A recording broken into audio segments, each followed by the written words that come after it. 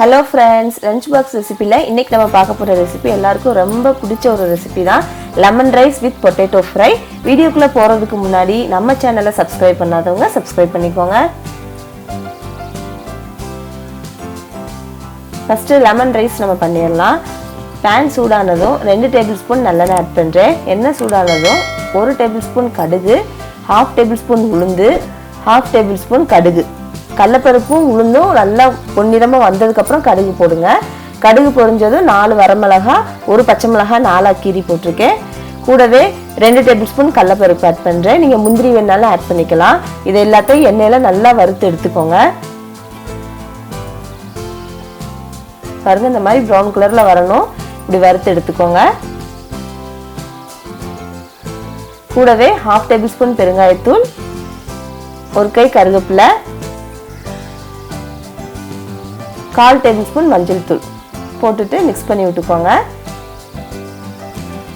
நான் 300 gram rice எடுத்திருக்கேன். அதுக்கு 3 லெமனை இந்த மாதிரி புளிஞ்சு எடுத்திருக்கேன். தண்ணி எதுவும் கலக்காம. அடுப்பை ஆஃப் பண்ணிட்டு இந்த லெமன் நம்ம இதில் மிக்ஸ் பண்ணிக்கலாம். அடுப்பை ஆஃப் பண்ணிட்டு மிக்ஸ் பண்ணிக்கோங்க. இப்போ நான் 300 கிராம் ரைஸ் வேக வச்சு எடுத்து வச்சிருக்கேன். அந்த ரைஸை நம்ம இதில் ஆட் பண்ணிடலாம். சாப்பாடு உதிரி உதிரியா இருக்கணும். அப்பதான் லெமன் ரைஸ் நல்லா சாப்பிட்றதுக்கு டேஸ்டா இருக்கும். இதை நல்லா மிக்ஸ் பண்ணி விட்டுக்கோங்க.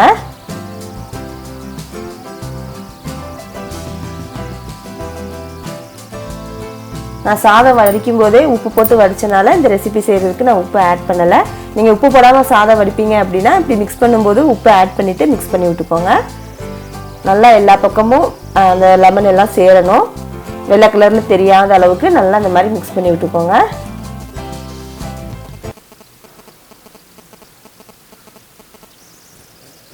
கூடவே நான் 1 கை மல்லித்தலை ஆட் பண்ணிட்டு மிக்ஸ் பண்ணி விட்டுக்கிறேன். இந்த ரெசிபி செய்கிறதுக்கு ஒரு 10 மினிட்ஸ் தான் ஆகும். சாப்பாடு நம்ம வேக வச்சு எடுத்து வச்சிட்டா போதும். 10 மினிட்ஸில் ரெடி பண்ணிடலாம். இப்போ சுவையான லெமன் ரைஸ் ரெடி ஆயிடுச்சு. அடுத்து நம்ம பொட்டேட்டோ ஃப்ரை எப்படி பண்ணுறதுன்னு சொல்லி பார்க்கலாம். பேன் சூடானதும் 2 டேபிள்ஸ்பூன் எண்ணெய் ஆட் பண்ணுறேன். இப்போ எண்ணெய் சூடானதும் நான் 200 கிராம் உருளைக்கிழங்கு இந்த மாதிரி நீட்டமாக கட் பண்ணி தோல் சீவி எடுத்து வச்சுருக்கேன். அதை இதோட சேர்த்து நம்ம வதக்கி எடுத்துக்கலாம். உங்களுக்கு என்ன ஷேப் வேணுமோ அந்த ஷேப்புக்கு நீங்கள் கட் பண்ணிக்கோங்க. நான் நீட்டமாக கட் பண்ணி எடுத்துருக்கேன். தோல் சீச்சிட்டு கட் பண்ணுங்க. இதை நல்லா இந்த எண்ணெயில் நம்ம வதக்கி எடுத்துக்கலாம். தண்ணி எதுவுமே ஊற்ற வேணாம். அடுப்பை மீடியம் ஃப்ளேமில் வச்சு வதக்குனீங்க அப்படின்னா ஒரு 5 மினிட்ஸில் நமக்கு நல்லா உருளைக்கிழங்கு வெந்து கிடச்சிரும். 1/4 பதம் வேகணும். பாருங்கள் இந்த மாதிரி வெந்து கிடச்சிருச்சு. 1/4 பதம் வெந்தால் போதும். ஃபுல்லாக வேகணும்னு தேவையில்லை. அப்போ நம்மளுக்கு அப்போ தான் ஃப்ரையாக கிடைக்கும். நல்லா வெந்துருச்சு அப்படின்னா அது அப்படியே உங்களுக்கு கொல கொலன்னு ஆயிரும். இது கூடவே இந்த ரெசிபிக்கு தேவையான அளவு உப்பு, 1 டேபிள்ஸ்பூன் மிளகாய்த்தூள் ஆட் பண்ணுறேன்,